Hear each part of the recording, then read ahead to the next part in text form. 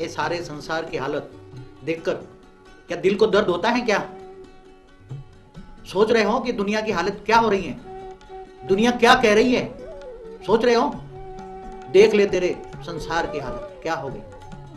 भगवान को कह रहे, किसको कह रहे?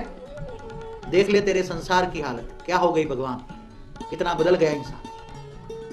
क्यों कह रहे हैं? आज दुनिया की हालत ऐसी क्यों बदल गई इतनी जल्दी? इसके जिम्मेदार कौन है? दुनिया जो आज बर्बाद होती जा रही है, सारा यूनिवर्स। मैं कोई एक धर्म संप्रदाय नात जात से परे की बात कर रहा हूं। यहां जो बात कर रहा हूं मैं केवल यूनिवर्स की, पूरे यूनिवर्स की बात कर रहा हूं, केवल एक धरती पर की बात नहीं करता हूं। धरती से परे भी 7 लोग ऊपर है, ऊपर में बैठे हुए भी आत्मा है। साकार मनुष्य जो बैठे हैं वो तो 700 करोड़ है, जो अनगिनत आत्माएं ऊपर बैठी हैं, ऊपर बुभुर लोक, महालोक, जनलोक, तपलोक, परमधाम में बैठी है, ब्रह्मापुरी, विष्णुपुरी, शिवपुरी, 7 लोक में भी ऊपर बैठी है, और 7 लोक पाताल लोक में भी आत्माएं बैठी है। इस ब्रह्मांड के 14 लोक में जो आत्माएं बैठी हैं वो सारी चिल्ला रही है। क्या कर रही है? चिल्ला रही है। क्या कर रही है? चिल्ला रही है। केवल मनुष्य नहीं चिल्ला रहे, मनुष्य तो ना के बराबर 5 तत्व, मनुष्य माना 5 तत्व वाली जो आत्माएं हैं वो तो ना के बराबर है। कितनी है? ना के 1 करोड़वा भाग है। मनुष्य कितने हैं? 1 करोड़वा भाग। बाकी जो बेहद की आत्माएं बैठी हैं, यहां बेहद की हम बात करते हैं, कोई हद की बात नहीं है। इस ब्रह्मांड के जो 14 लोक हैं उसके अंदर अनगिनत आत्माएं कोई 3 तत्वों में हैं, 3 तत्वों में, जो ऊपर बुभुर लोक है, महालोक है, जनलोक है, तपलोक है, ब्रह्मापुरी, विष्णुपुरी, शिवपुरी, फिर उसके ऊपर परमधाम में बैठी है, नीचे धरती से नीचे ये भूलोक है। भूलोक में मनुष्य है, 5 तत्वों में मनुष्य है, ये मनुष्य सृष्टि है, साकार लोक है। और इससे नीचे जो 7 पाताल लोक है, अतल वितल, तो अनगिनत बेहिसाब आत्माएं तड़प रही है।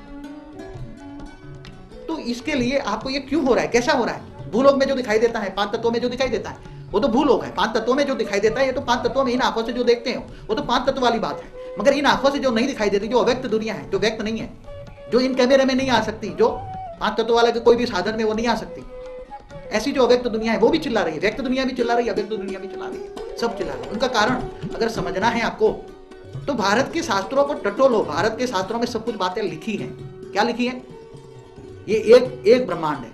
एक ब्रह्मांड को आज साइंसों ने इन्वेस्टिगेशन जो किया हुआ है, जो साइंस वाले बता रहे हैं कि ऐसे सूर्य मंडल है, ऐसे अनंत कोटि सूर्य लोक है। क्या है? अनंत कोटि सूर्य लोक। तो भारत के शास्त्रों में एक ब्रह्मांड का रचयिता शिव। शिव ने ब्रह्मा विष्णु शंकर की रचना की। ब्रह्मा द्वारा सर्जन, विष्णु द्वारा पालना और शंकर द्वारा विनाश। तो अभी जो कौन सा समय माना काल चक्र, काल माना समय। आपको काल चक्र समझना पड़ेगा, महाकाल चक्र। आपको महाकाल चक्र समझना पड़ेगा। क्या समझना पड़ेगा? महाकाल चक्र। काल माना समय, काल माना गति, काल माना पावर। काल के कितने मतलब है? काल माना गति, काल माना समय और काल माना पावर। तीनों चीज को आपको समझना पड़ेगा। और जब 3 चीज समझ में आएगी तो काल और महाकाल का अंतर क्या है?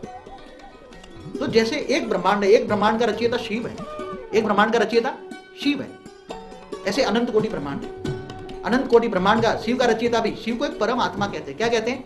शिव को परम आत्मा कहते हैं। आत्माओं का रचयिता परमात्मा। तो इस ब्रह्मांड का रचयिता परम आत्मा है। क्या है? इस ब्रह्मांड का रचयिता शिव कौन है? परम आत्मा है। क्या है? परम आत्मा। परम आत्माओं का रचयिता परम पिता है, सुप्रीम फादर है वो, जिनको पर ब्रह्म कहते हैं। पावर में से परम आत्माएं निकली। क्या? पावर में से परम आत्माएं निकली, और परम आत्माएं माना शिव। शिव ने ऐसे अनंत कोटि ब्रह्मांड बनाए। तो परम आत्मा अनंत कोटि ब्रह्मांड है, अनंत कोटि सूर्य लोक है। तो अनंत कोटि जब ब्रह्मांड बनते हैं, अनंत कोटि शिव बनते हैं, तो शिव का भी रचयिता महाशिव है। इसलिए हम महाशिवरात्रि मनाते हैं। क्या?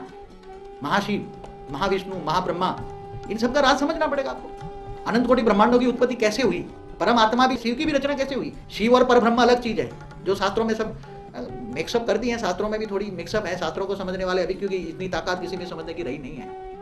शास्त्रों में जो बातें लिखी है, क्योंकि शिव और महाशिव को एक मान देते, जैसे शिव और शंकर को एक मान देते हैं, क्योंकि शिव शंकर अलग है। शिव का एक शैल है शंकर, जैसे विष्णु का अवतार है राम और कृष्ण 24 अवतार है विष्णु के, ऐसे शिव के 28 अवतार है। तो शास्त्रों में इस ब्रह्मांड की बातें कर दी। शिव कौन है, महाशिव कौन है, विष्णु कौन है, महाविष्णु कौन है, ब्रह्मा कौन है, महाब्रह्मा कौन है, ये सब बातें लिख दी। मगर सबको एक दूसरे को समझ में नहीं आया। तो शास्त्रों में, क्योंकि अपने शास्त्रों में बेहिसाब समय का, काल माना समय का हिस्ट्री, समय की हिस्ट्री लिखी हुई है।